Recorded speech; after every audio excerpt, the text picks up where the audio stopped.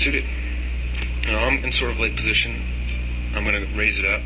Like I said, I always like to take down a pot pre-flop if I can, because those $9 add up. I do this 10 times, that's $90.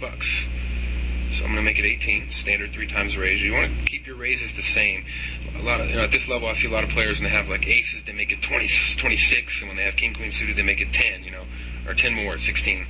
You don't want to do that, because good players will figure that out. They'll say, hey, this guy raised little, he's got junk, and they'll re-raise, or he raised big, and they won't give you action because he's got a good hand.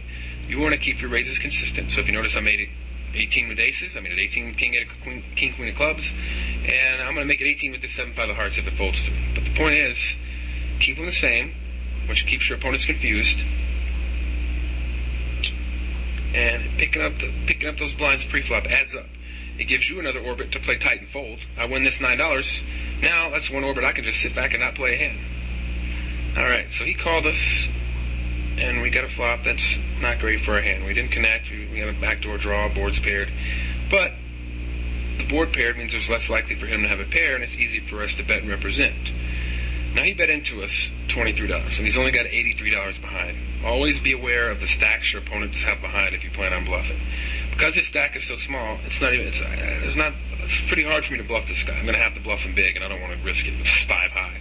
Bluffing is not what gets the money in cash games, ladies and gentlemen. Every now and then, a well-timed bluff when you know what's going on, you have a strong read, yeah, that's profitable, but in general, bluffing doesn't get it done. So he only had $83 left. It's not worth risking, $83 to pick that pot up. Just let him have it. He bet into me. Thank God I didn't get check raised, and I'll just count my blessings.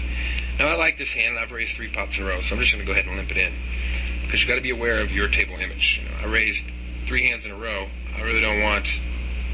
They're gonna take a look. So this guy's raising every hand, and they're gonna just come back at me. So I just limp it in and maybe see a cheap flop. And what do you know? Look at that, top 2. Now small blind bet into me.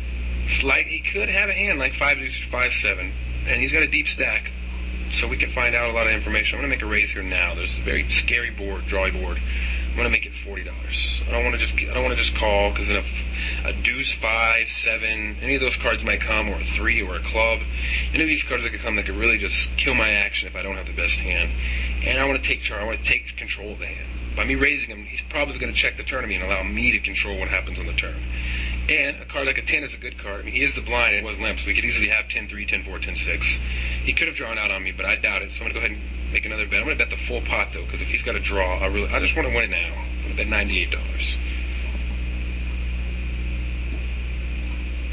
Now, in a perfect world, he would call and we would hit a 6, and we would move it in, and he'd call with forceful, and we'd stack him. But like I said, it's always good to take a pot.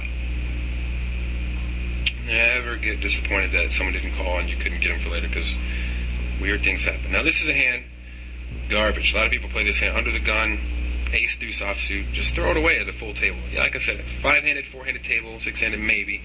You can do a lot of different things. But at a full table, playing tight is what you want to do. Hands like that are so easily dominated. I mean, people love their aces, and you got ace deuce, which might as well be ace with no kicker. I mean, unless you make 2 pairs straight, but it's never going to play and be good. And it's too easily to flop an ace and have somebody have a better ace. So my recommendation is, you get in spots like that, just throw that junk away and wait for good spots.